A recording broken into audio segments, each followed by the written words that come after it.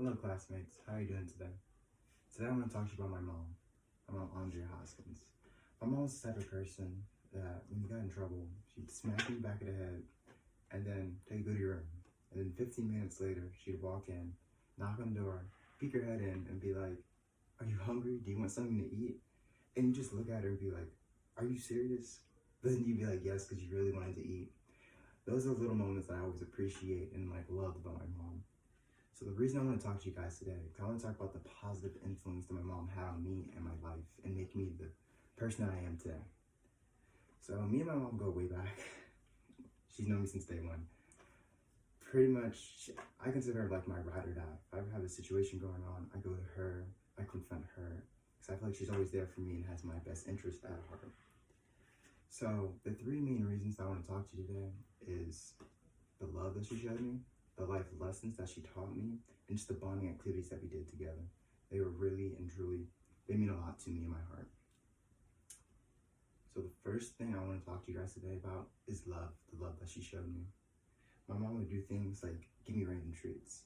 Whether it be like, I'd be at school one day, she'd just call me and say, hey, come to the front office, I got some lunch for you. It was always those little things that just meant the world to me.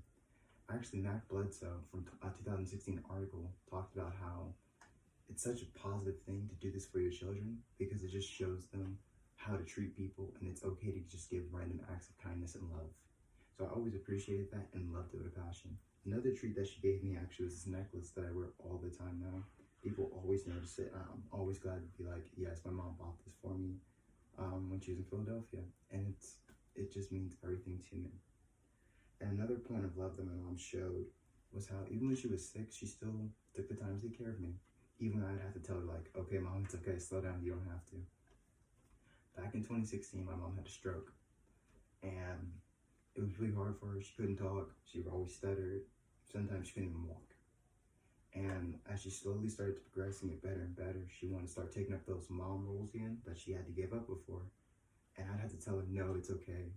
But deep down, I always was so thankful and I appreciated that she always pushed through and wanted to still take care of me, even when she wasn't 100% herself. And in 2019, Jacob Rude, he wrote an article about Lonzo Ball, who's an athlete like me, and his mom had a stroke. And I just really connected with it because Lonzo Ball talked about how it was hard for him to see his mom like this. And his mom always wanted to do more. And he also did appreciate it, but he had to tell her, no, it's okay. And I just really connected with that article. It's truly and deeply hard. So the second point that I want to talk about that made me a positive person due to my mom was the life lesson she taught me. One of the best things she ever taught me is perseverance.